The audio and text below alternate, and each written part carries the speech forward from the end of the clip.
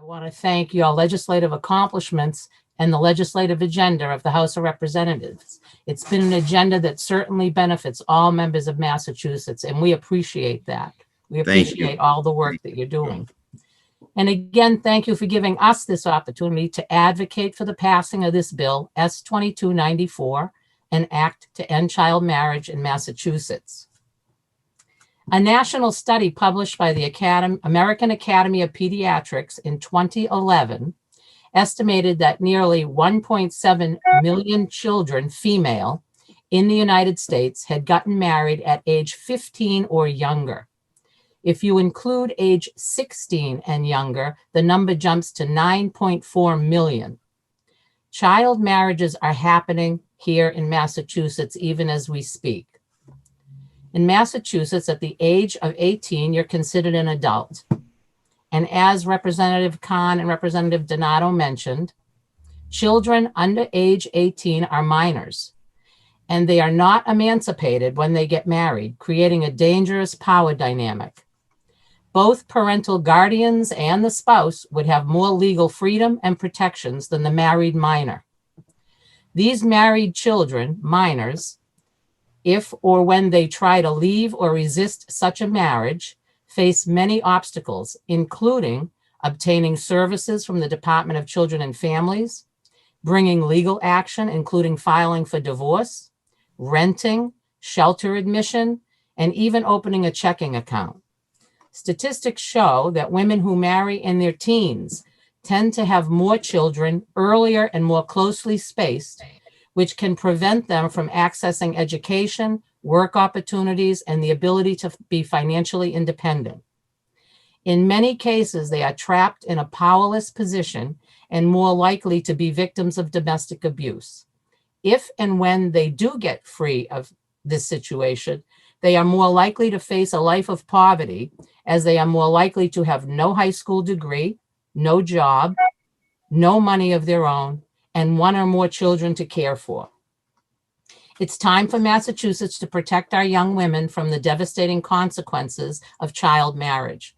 Mr. Speaker, I and our colleagues here urge you to move this legislation to the floor for a vote and pass this much needed law to end child marriage. Let's make sure that all young women in Massachusetts have the future full of the opportunities that they all deserve. Good evening, Mr. Speaker. Hi, Elizabeth. I'm very good. Very good to see you. Thank you so much for joining us tonight.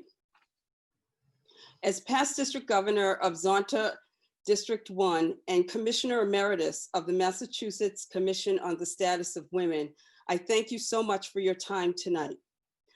I want to focus my remarks on the prevalence of domestic violence and the economic issues that affect young girls that marry.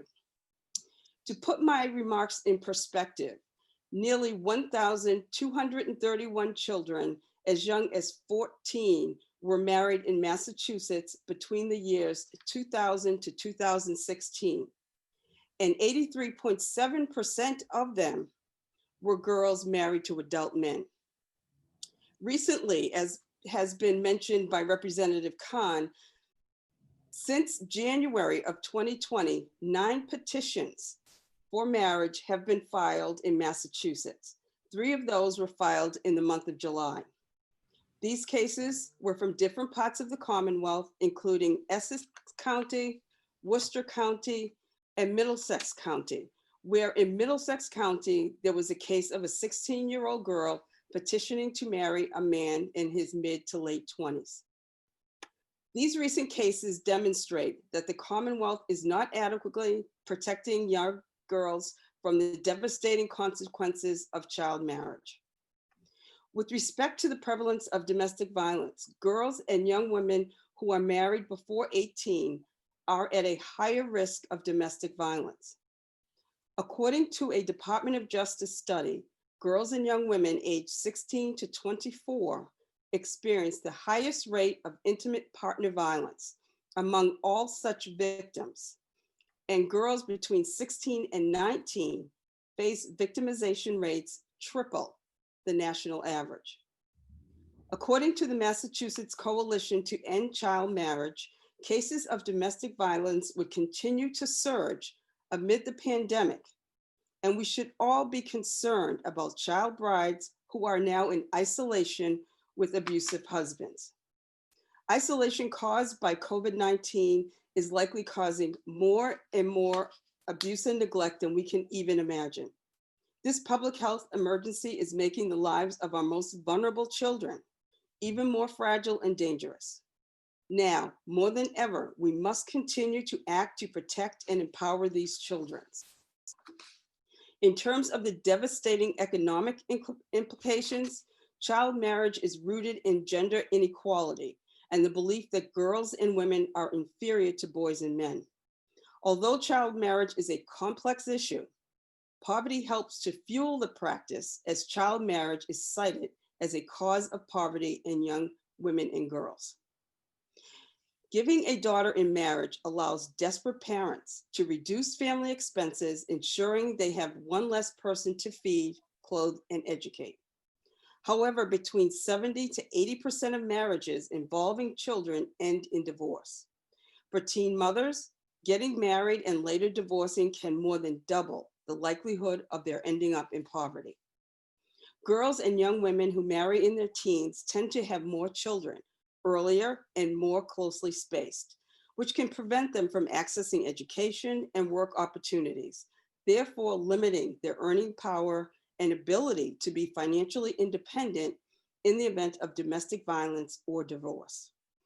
Women who marry before the age of 19 are 50% more likely to drop out of high school and 4 times less likely to graduate from college. Based on these reasons, I ask you, Mr. Speaker, to move Senate Bill 2294, an act to end child marriage in Massachusetts, to the floor for a vote, and make Massachusetts the 5th state, joining Delaware, New Jersey, Pennsylvania, and Minnesota, to ban child marriage for minors under 18. Thank you so much, Mr. Speaker, for your time. Thank you, Elizabeth. Appreciate it. Thank you.